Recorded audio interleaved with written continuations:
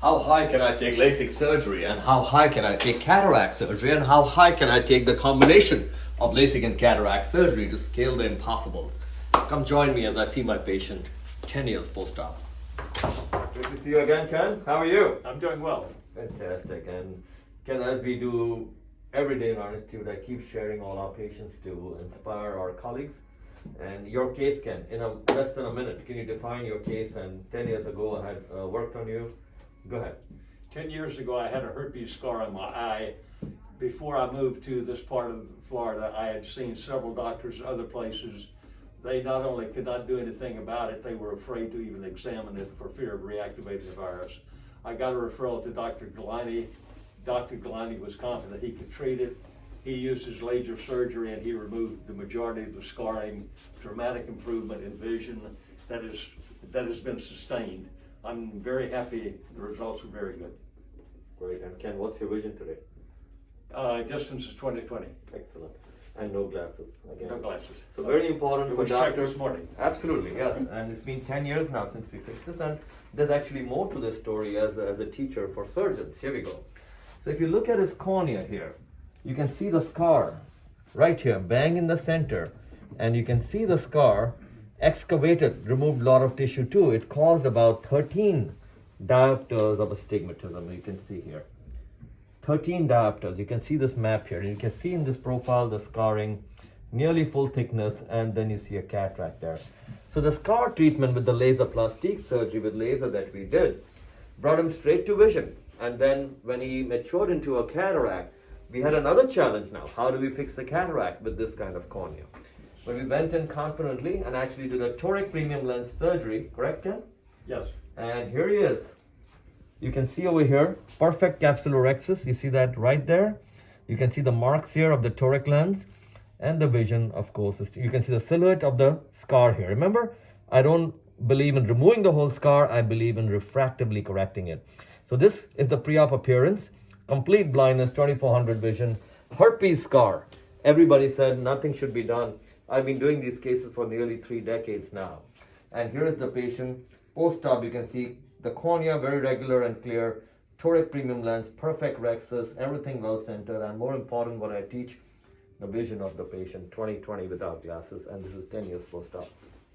Ken, anything you'd like to teach, explain, because you're so knowledgeable like all our patients, anything you want to teach or share with other surgeons?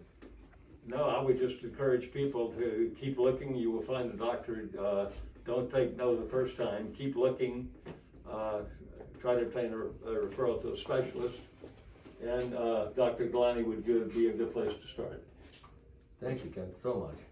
Excellent. Ken's eye, the scar was right here in the center, in fact, very deep and excavated, meaning a lot of loss of tissue. This was a herpes central, full thickness scar causing blindness in a 2400 with 13 diopters of irregular astigmatism on topography. He also had early cataract. When we did laser plastique on this, remember, no PTK, laser plastique, refractive scar surgeries that I've been teaching, we brought this cornea to a perfect basketball and brought him straight to vision. And he in fact waited till the cataract got mature enough, and then we went after the cataract through this cornea and delivered not only a simple surgery but a toric premium surgery, placed the lens in perfect position and countered the optics of this nicely done cornea, and he sees 20/20 without glasses like all patients over here. So important, that's the thought process, and that is also called GPS. Remember, they call it the Gulani planning system, meaning the sequence has to be correct. You can't do the lens first and then the cornea. Planning has to be correct. And always I share with you all, which you know me now, I say, show me the patients. A patient on camera, very intelligent, expressing their story, there is nothing higher than that proof to inspire you. Papers can be fudged, scattergrams can be lied on, but a patient on camera doesn't. Right, Ken? Right. Congratulations. You're a real honor, Professor. Pleasure, Wanda. Look after this guy. Absolute pleasure. Hello, I'm Dr. Barber. I'm a police officer in Kentucky. I recently had, at the age of 21, had LASIK done. Then 15 years later, I had post-LASIK ectasia. I traveled to California, had CK, INTACS implanted in both eyes, along with C3R. None of it's worked so far. So now we're going into the laser plastique on my left eye.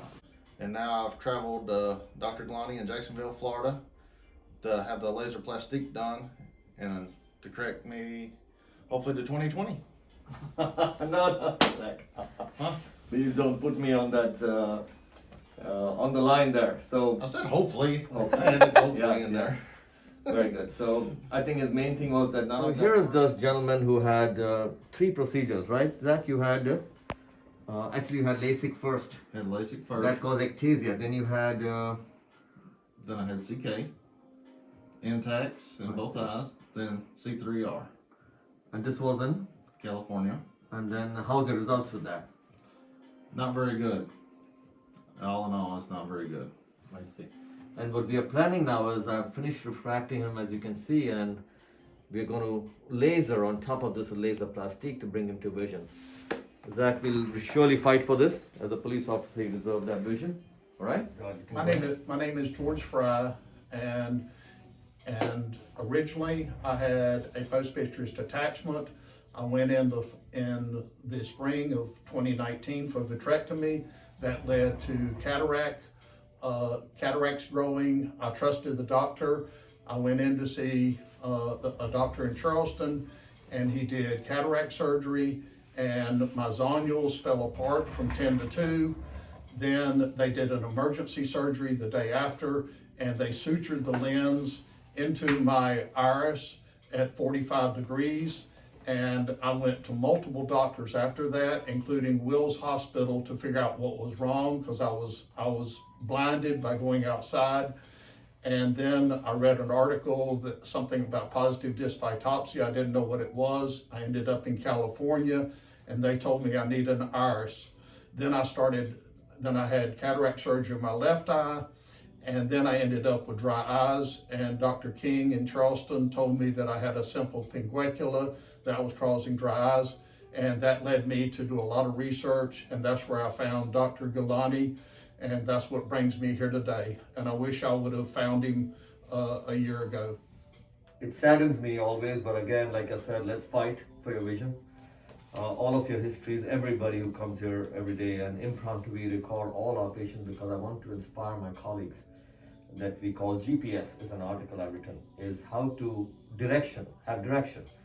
In your case, for doctors watching, excellent surgeons have done work, but again, the GPS, the cataract or the subluxated lens and the iris implant and all those things done. But the GPS missing, the patient landing with very poor vision, blinded, and now left with no options. That is in fact option, George, like we just tested you today, right? And we have a plan here.